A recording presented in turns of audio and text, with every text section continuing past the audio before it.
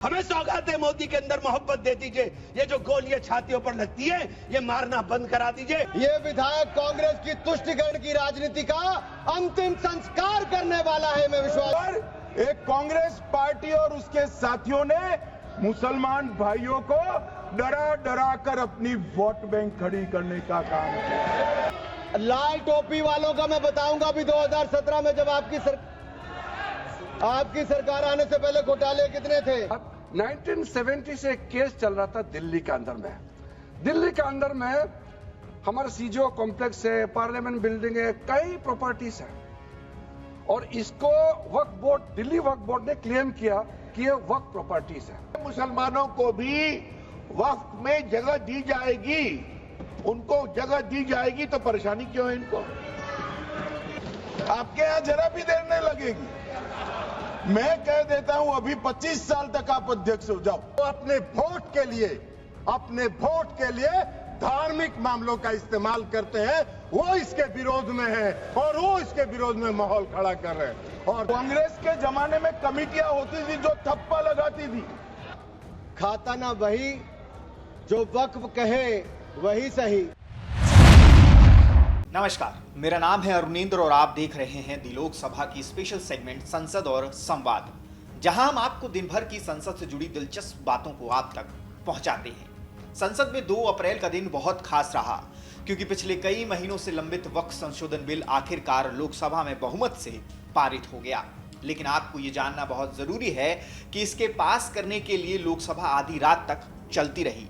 जितने भी माननीय सांसद इसके पक्ष और विरोध में बोलने खड़े हुए, स्पीकर ओम बिरला जी ने सबको बहुत ही विस्तार से सुना। दोपहर 12 बजे लोकसभा में वक्फ संशोधन बिल 2024 पर चर्चा शुरू होती है। बारी आती है विपक्ष में बैठे कांग्रेस के केरल से सांसद केसी वेणुगोपाल की, कि उन्होंने ये नाराजगी जताई कि उन्हें बहुत कम समय मिला है इसको पूरा पढ़ने, उसमें अपने अमेंडमेंट प्रस्ताव देने के लिए। This type of legislation bulldozing is not happening in this house, sir. Sir, members have to. Why that, sir? You need to give time for amendment, sir. Sir, there are several provisions to be given amendment. There is no time at all. Okay. आप सुनिए। इसके बाद N K Premchand आते हैं, जो केरल से ही RSP यानी कि रेवोल्यूशनरी सोशलिस्ट पार्टी से सांसद हैं। वो इस बात पर अपना ऑब्जेक्शन उठाते हैं कि कैसे जॉइंट पार्लियामेंट्री कमेटी यानी कि जेपीसी किसी बिल में अमेंडमेंट कर सकती है। जेपीसी सिर्फ रिकमेंड कर सकती है, कोई अमेंडमेंट नहीं कर सकती है। इसका जवाब देने के लिए गृह मंत्री अमित शाह खड़े होते हैं और पूरे प्रोसेस को समझाते हैं कि कैसे जेपीसी की सिफारिश को सरकार की कैबिनेट ने स्वीकार किया और उसके बाद संसद में अमेंडमेंट के लिए पेश किया गया। इस बीच वो कांग्रेस पर कटाक्ष भी करते हैं और कांग्रेस को ठप्पा लगाने वाली पार्टी कह देते हैं। Whether the joint parliamentary committee has the right to incorporate new provisions in the bill. It is beyond the powers and ambit of the joint parliamentary committee. They have incorporated so many new provisions. I have no objection in respect of those provisions. Even 2A also, it is appreciable. We don't have any objection, sir. Very serious technical matter. And kindly see, only even the House, Speaker sir, even the House do not have the authority to make wait, you can reply after that. You can reply after, sir, you can reply after me. Sir, even this parliament, even this Lok Sabha, this August House, do not have the right to incorporate a new provision unless you suspend Rule 81. माननीय सदस्य ने जो point of order उठाया है, मैं इसके हार्द को सदन के सामने रखना चाहता हूं। भारत सरकार की कैबिनेट ने इस बारे में एक बिल अप्रूव कर सदन के सामने रखा। आपके द्वारा ये बिल जॉइंट पार्लियामेंट्री कमेटी को दिया गया, जिसका विपक्ष का भी बड़ा आग्रह था। कमेटी ने इस पर सुविचारित रूप से अपना मत प्रकट किया। वो जो मत प्रकट हुआ, वो मत फिर से कैबिनेट के सामने गया। कमेटी के जो सुझाव थे ये भारत सरकार की कैबिनेट ने स्वीकार किए और अमेंडमेंट के रूप में किरण रिजिजू जी लेकर आए। ये तभी होता है जब ये ऑफिशियल अमेंडमेंट कैबिनेट की अनुमोदन के बगैर आता है। मान्यवर, मैं नहीं मानता इसमें कोई पॉइंट ऑफ ऑर्डर है और आपका ही आग्रह था कि कमिटी, ज्वाइंट पार्लियामेंट्री कमिटी बने। अगर कमिटी ने कोई बदलाव ही नहीं करने हैं तो ये कांग्रेस जैसी कमिटियां नहीं, हमारी लोकतांत्रिक कमिटी है मान्यवर, जो दिमाग चलाती है। कांग्रेस के जमाने में कमिटियां होती थी जो थप्पा लगाती थी। हमारी कमिटी चर्चा करती है, चर्चा के आधार पर विचार करती है और परिवर्तन करती है। अगर परिवर्तन को स्वीकार ही नहीं करना है तो कमिटी काहे को लिए है भाई। अब बारी थी किरण रिजिजू की, जो कि माइनॉरिटी अफेयर्स मिनिस्टर हैं। इन्हें ही वक्फ अमेंडमेंट बिल को पेश करना था। किरण रिजिजू ने वक्फ बोर्ड संशोधन के कई सारे लाभ गिनाए और बताया, कई सारे आंकड़े दिए।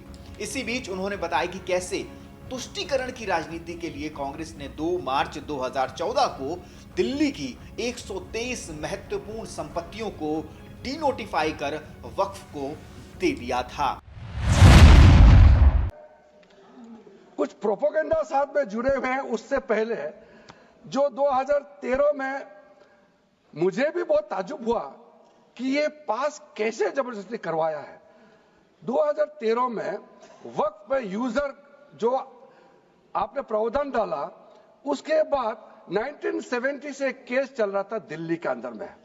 दिल्ली के अंदर में हमारा सीजीओ कॉम्प्लेक्स है, पार्लियामेंट बिल्डिंग है, कई प्रॉपर्टीज है और इसको वक्फ बोर्ड, दिल्ली वक्फ बोर्ड ने क्लेम किया कि ये वक्फ प्रॉपर्टीज है। उसके बाद ये केस चल रहा था अदालत में। उस समय यूपीए सरकार ने पूरा सारा जमीन को डीनोटिफाई करके वक्फ बोर्ड को दे दिया।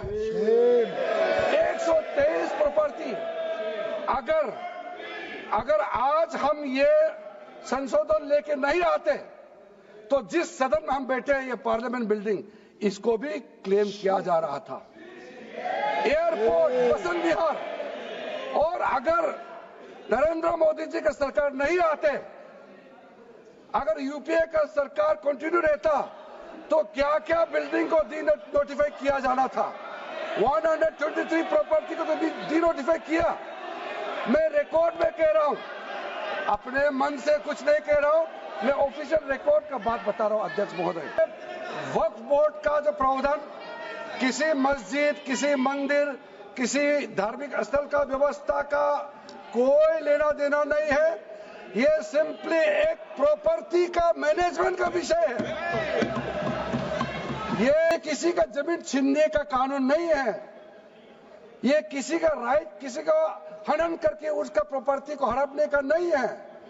राज्य सरकारों को अधिकार दिया गया है कि जो ऑलरेडी रजिस्टर्ड है उसका तो कोई डिस्प्यूट नहीं है, लेकिन जो डिस्प्यूटेड है, जो कोर्ट में पेंडिंग है, उसको हम यहाँ कानून बना के कैसे हटा सकते हैं।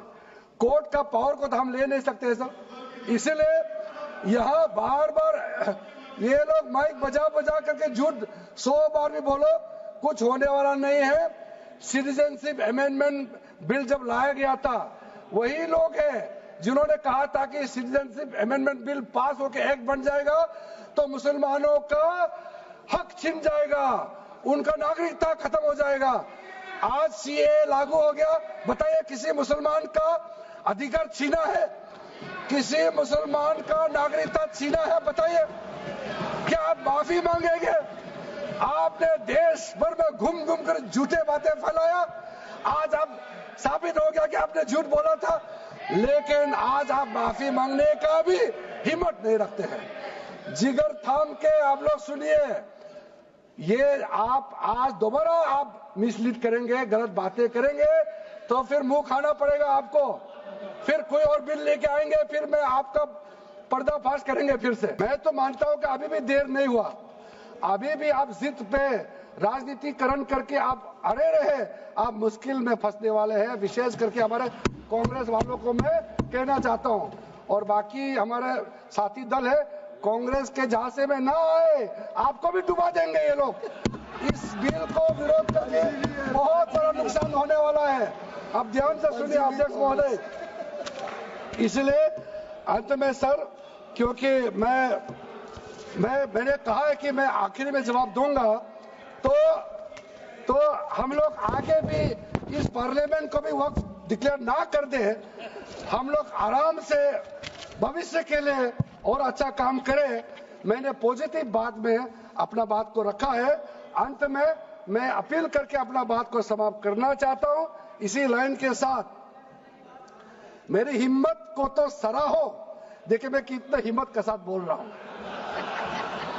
मेरे हिम्मत को तो सराहो, मेरे हमराही बनो, मैंने एक शम्मा जलाई है हवाओं के खिलाफ।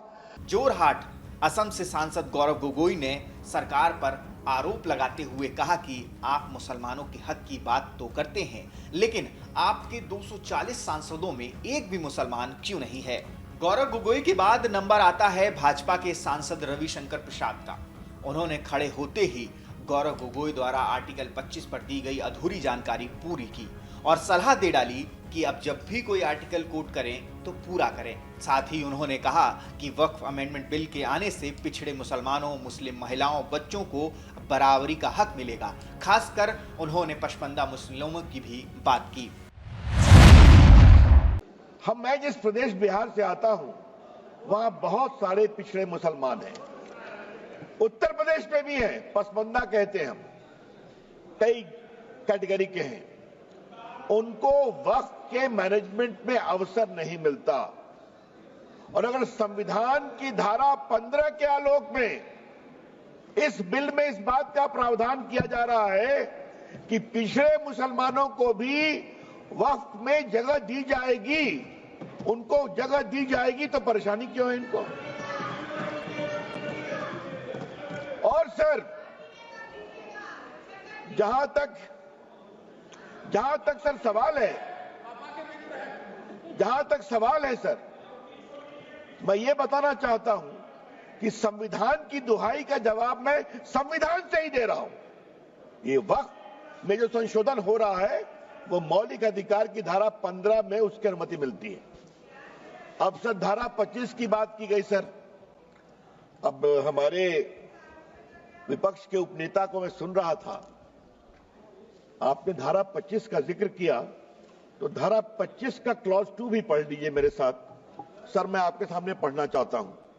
Nothing in this article shall affect the operation of any existing law और prevent the state from making any law regulating or restricting any economic, financial, political or other secular activity which may be associated with the religious practice।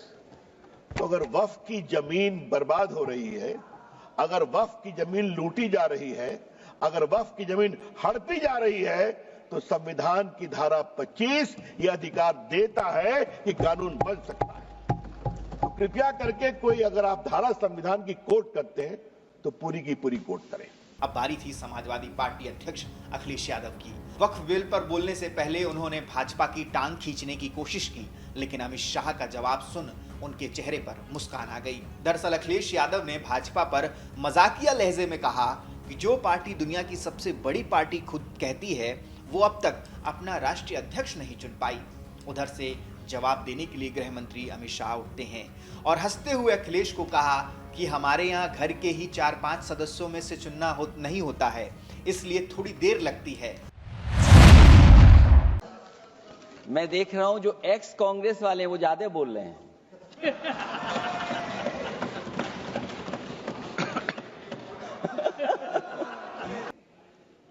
अभी माननीय सदस्य लोग ये कह रहे हैं कि हमारे सदस्य नहीं है यहां पर, जो हमारे साथी हैं। लेकिन अध्यक्ष महोदय मैं ये कहना चाहता हूं, ये जो बिल लाया जा रहा है, भारतीय जनता पार्टी में एक मुकाबला चल रहा है। भारतीय जनता पार्टी के अंदर मुकाबला चल रहा है कि खराब हिंदू कौन बड़ा है। और ये बात अध्यक्ष महोदय मैं ऐसे ही नहीं कह रहा हूं। जो पार्टी ये कहती हो कि दुनिया की सबसे बड़ी पार्टी है, अध्यक्ष महोदय वो अपना राष्ट्रीय अध्यक्ष नहीं चुन पाए अभी तक। अध्यक्ष महोदय, भारतीय जनता पार्टी क्या है?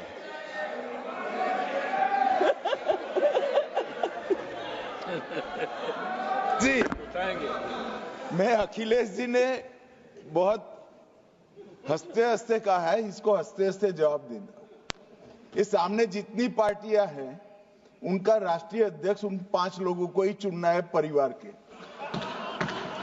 हमें माननीय अध्यक्ष जी करोड़ों सदस्यों में से 12-13 करोड़ सदस्य प्रक्रिया कर कर चुनना है तो देर लगती है। आपके यहां जरा भी देर नहीं लगेगी। मैं कह देता हूं अभी 25 साल तक आप अध्यक्ष हो जाओ, नहीं बदल सकता। करीब 3:50 पर राजीव रंजन सिंह उर्फ लल्लन सिंह, जो कि पंचायती राज मंत्री भी हैं, उन्होंने बोलना शुरू किया और विपक्ष पर आरोप लगाया कि वो वक्फ बोर्ड को धार्मिक एंगल देने का काम कर रहा है। केवल वोट बैंक के लिए और मुस्लिम तुष्टीकरण के लिए विपक्ष वक्फ बोर्ड का विरोध कर रहा है। इसके बाद कई नेताओं ने अपना पक्ष और विपक्ष दोनों ही अपनी बातें रखी।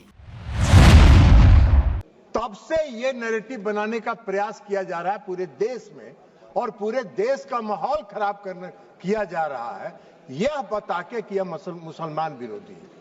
कहीं से ये मुसलमान विरोधी नहीं है, कहीं से मुसलमान विरोधी नहीं है। क्या है वक्फ? वक्फ कोई मुस्लिम संस्था है क्या? वक्फ एक तरह का ट्रस्ट है, जो ट्रस्ट मुसलमानों के हक में काम करने के लिए बनाया जाता है। मुस्लिम कोई धार्मिक संस्था नहीं है वक्फ। ऐसा नैरेटिव बनाया जा रहा है जैसे ये कोई मुसलमान, हाँ उस ट्रस्ट को ये हक है, उस ट्रस्ट को ये अधिकार होना चाहिए कि वो मुसलमान समुदाय के हर वर्ग के साथ, चाहे वो महिला हो, पुरुष हो, गरीब हो, अमीर हो, पिछड़े हो, अति पिछड़े हो, सभी वर्ग के लोगों के साथ न्याय करे, जो नहीं हो रहा है। क्या है वक्फ? वक्फ तो एक धार्मिक संस्था नहीं है, विनियामक है और प्रशासनिक निकाय है जो मुसलमानों के हक के लिए काम करती है। आज इस देश में दो तरह के लोग इस वक्फ संशोधन विधेयक के खिलाफ हैं। एक वैसे लोग जो अपने वोट के लिए धार्मिक मामलों का इस्तेमाल करते हैं, वो इसके विरोध में है और वो इसके विरोध में माहौल खड़ा कर रहे हैं। और दूसरे वैसे लोग हैं जिनका इस पर वक्फ पर कब्जा था, वो अपने कब्जे को चंगुल से जाते हुए देखकर आज इसके विरोध में खड़ा है। पूरे वक्फ का इस्तेमाल आम और गरीब मुसलमानों के लिए, मुस्लिम महिलाओं के लिए हित में हो, इसकी व्यवस्था के साथ ये संशोधन विधेयक आया है। फिर बारी आई सहारनपुर से कांग्रेस के सांसद इमरान मसूद की। इमरान ने इस बिल पर अपना कड़ा विरोध जताया। उनके 13 मिनट के वक्तव्य में मसूद ने सरकार पर कई आरोप लगाया और वक्फ बिल की खामियां गिनाई और आखिर में छाती पर गोली खाने वाली बात कहकर बैठ गए। सच्चर कमेटी के समक्ष ये कहा गया, दिल्ली में 316, राजस्थान में 60, कर्नाटक में 42, मध्य प्रदेश में 53, उत्तर प्रदेश में 60, उड़ीसा में 53 ऐसी प्रॉपर्टी हैं जिनके ऊपर सरकार के कब्जा किया हुआ है। इसके बाद जब ये लागू हो जाएगा तो इसके ऊपर से वक्फ का अधिकार खत्म हो जाएगा और ये पूरी तरीके से संविधान विरोधी कानून है। अनुच्छेद 14, अनुच्छेद 16, अनुच्छेद 26 और अनुच्छेद 25 का सीधे ओवरलैपिंग करने का काम करता है, का अभ्यास कराता है। हमें इसे कमजोर नहीं करना चाहिए। यही संरक्षण दे रहा है हमें।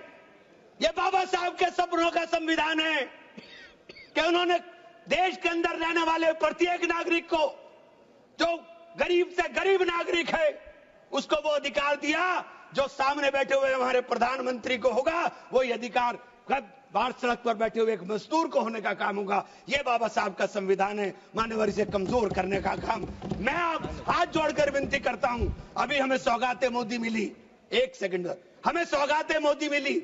हमें सौगाते मोदी में ईद की सवैयें नहीं चाहिए, हमें सौगाते मोदी में शिक्षा दे दीजिए, हमें सौगाते मोदी में रोजगार दे दीजिए, हमें सौगाते मोदी के अंदर मोहब्बत दे दीजिए। ये जो गोलियां छातियों पर लगती है ये मारना बंद करा दीजिए। अब बारी थी भाजपा के सांसद अनुराग ठाकुर की, जिन्होंने अपना पक्ष रखते हुए वक्फ बोर्ड से जुड़े कई सारे आंकड़े बताए और विपक्ष के नेताओं पर वक्फ की आड़ में हुए घोटाले भी गिनवा गए। उन्होंने कांग्रेस अध्यक्ष मल्लिकार्जुन खड़गे पर भी वक्फ जमीन घोटाले में नाम आने का आरोप लगाया, जिसके बाद हंगामा खड़ा हुआ तो अनुराग ठाकुर ने अपनी बात वापस ले ली, लेकिन उन्होंने बताया कि मैं ये आंकड़ा ऐसे ही नहीं बता रहा हूं, बल्कि मेरे पास इसके तथ्य भी हैं। चर्च से लेकर मुस्लिम की अन्य सभाओं ने इसका समर्थन किया है, उसके लिए भी मैं उनका बहुत बहुत आभार प्रकट करता हूं। माननीय सभापति जी,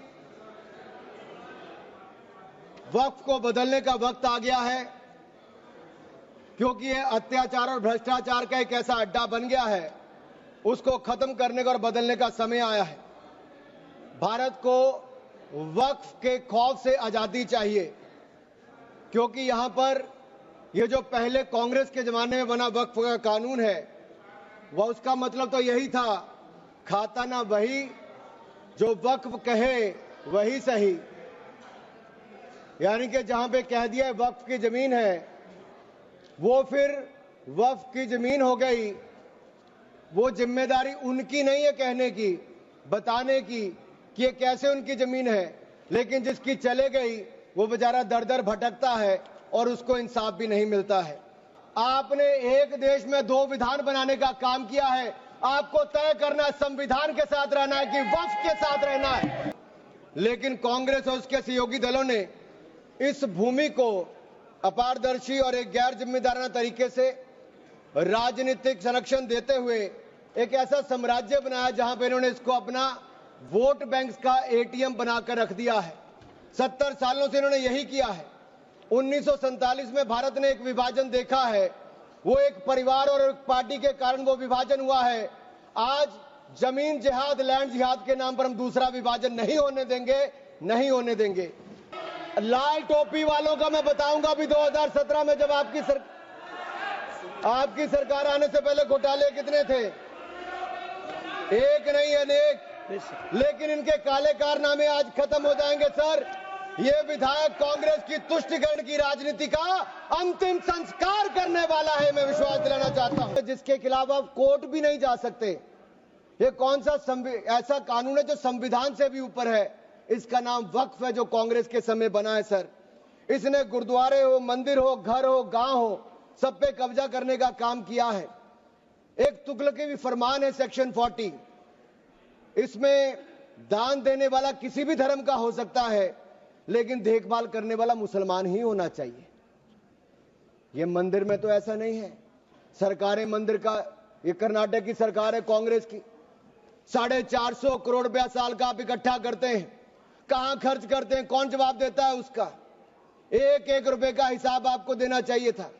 क्या किसी मस्जिद का पैसा आपने लिया? क्या किसी वक्फ बोर्ड का पैसा आपने लिया?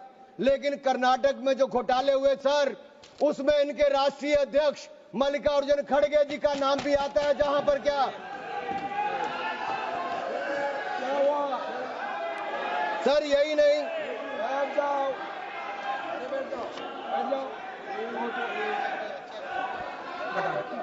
सर मैं इसको माननीय नहीं सर, मैं सबूत के रूप में सर मैं लाया हूं सब कुछ, मैं बोल दिया सर। ऐसा गिवन द डिसीजन निर्णय दे दिया बस, प्लीज सर, नाम नहीं लेता सर, मैं नाम वापस ले लेता हूं सर। बड़ी मुश्किल से परिवार के बाहर सर, इसमें सर मैं टेबल कर देता हूं सर, मैं टेबल कर देता हूं सर, ये मैं टेबल कर देता हूं सर। जीरो अकाउंटेबिलिटी है वक्फ बोर्ड की, जीरो अकाउंटेबिलिटी। कैसा क्यों है सर? सर मनमोहन सिंह जी ने कहा था, कह सकता हूं, वेणु जी के नहीं कह सकता, कह देता हूं, पूर्व प्रधानमंत्री ने कहा था, आप सोच लेना किसने कहा था। पूर्व प्रधानमंत्री ने कहा था, Muslim must have first claim on our resources. एक सदा हिंदू विरोधी रहे हैं, ये केवल मुसलमानों के पक्ष में किया, लेकिन आपने मुसलमानों के लिए कुछ नहीं किया। 6 बजे के करीब अमित शाह फिर खड़े हुए और एक एक कर विपक्ष के आरोपों पर अपनी बात रखी और आरोप लगाया कि हर बार विपक्ष कैसे झूठ के सहारे मुस्लिमों में भ्रम फैलाता है, चाहे सीए का मुद्दा हो, धारा 370 का मुद्दा हो, चाहे कोई और मुद्दा हो। और उन्होंने आगे कहा कि सबको कानून के हिसाब से ही चलना होगा, सिर्फ कहने मात्र से अब संपत्ति वक्फ की नहीं हो जाएगी। तो वक्फ एक प्रकार का चैरिटेबल एंडोनमेंट है और जहां एक व्यक्ति संपत्ति, भूमि या मूल्यवान संपत्ति धार्मिक या सामाजिक भलाई के लिए दान करता है बिना उसको वापस लेने के उद्देश्य से, वहां वक्फ की रचना करती। इसमें दान देता है, वो शब्द का बड़ा महत्व है। दान उस चीज का ही कर्ज किया जा सकता है जो हमारा है। सरकारी संपत्ति का दान मैं नहीं कर सकता मान्यवर, किसी और की संपत्ति का दान मैं नहीं कर सकता। दान उसी चीज का किया जाता है जो हमारा है।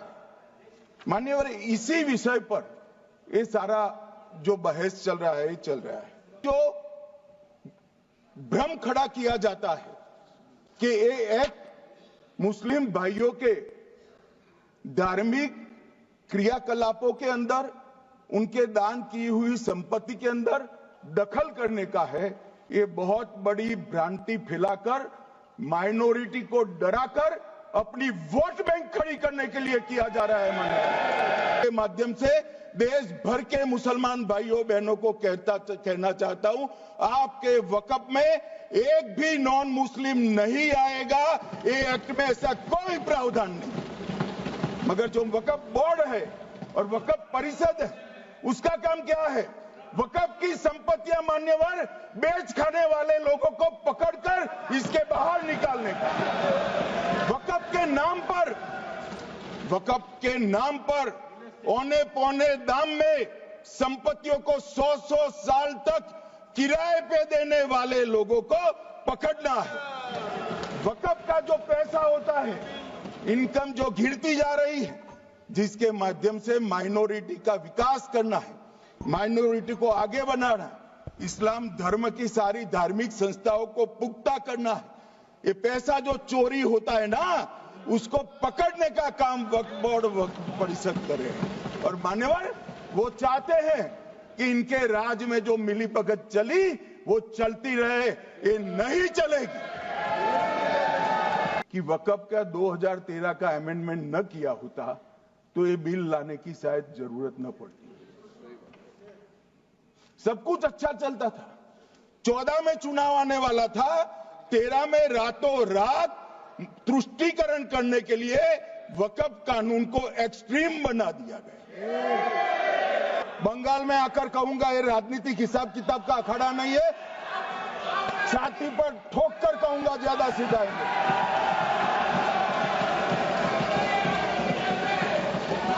मान्यवर, 2013 के, अरे बैठ जाओ वकील साहब बैठ जाइए। मान्यवर, 2013 में वो भी रिपीट होने वाले। किसी की जमीन अब घोषणा मात्र से वक्फ नहीं बनेगी, उसको प्रोटेक्शन। मान्यवर, पुरातत्व विभाग और एएसआई की जमीन को हम सुरक्षा देंगे। आदिवासी भाइयों की शेड्यूल 5 और शेड्यूल 6 की जो जमीन है वो सुरक्षित हो जाएगी। निजी संपत्ति जो आम नागरिकों की है वो भी सुरक्षित हो जाएगी। और वक्फ करने के लिए स्वामित्व को दान तो साहब अपनी संपत्ति का ही कर सकते हैं, गांव की संपत्ति का दान नहीं कर सकते। राम जन्मभूमि का मंदिर बनाने की बात आई तो इस देश के अंदर खून की नदियां बह जाएगी, मुसलमान रोड पर आ जाएगा, मुसलमानों का ये हो जाएगा, वो ट्रिपल तलाक, फिर से डर, सीए आया कि मुसलमानों की नागरिकता चली जाएगी। जिन जिन ने भाषण किया है, एक मुसलमान की नागरिकता गई है तो बता दो। मुसलमान भी जानता है। और मैं तो आपके माध्यम से देश के मुसलमानों को अपील करना चाहता हूं मान्यवर, मैंने बहुत झेला है। ये कहते थे कि सीए कानून मुसलमानों की नागरिकता लेने 2 साल हो गए, एक भी मुसलमान की नागरिकता गई है तो सदन के पटल पर रख। कितना झूठ फैलाया इन्होंने मान्यवर। धारा 370 हटाई, ये कह रहे थे मुसलमानों का ये हो जाएगा वो हो जाएगा, फिर से उमर अब्दुल्ला जीत कर आज शासन कर रहे हैं। आतंकवाद समाप्त हो गया, विकास शुरू हो गया, पर्यटन बढ़ गया। मान्यवर, एक कांग्रेस पार्टी और उसके साथियों ने मुसलमान भाइयों को डरा डरा कर अपनी वोट बैंक खड़ी करने का काम किया। हम नहीं डरा रहे मुसलमानों को, आप डरा रहे हो भाई। आप कह रहे हो ये हो जाएगा। मैं कहता हूं इस देश के नागरिक को किसी भी धर्म का हो कोई आंच नहीं आएगी मान्यवर। ये नरेंद्र मोदी सरकार का सही मान्यवर। इस तरह से ये जो कार्रवाई थी आगे बढ़ी।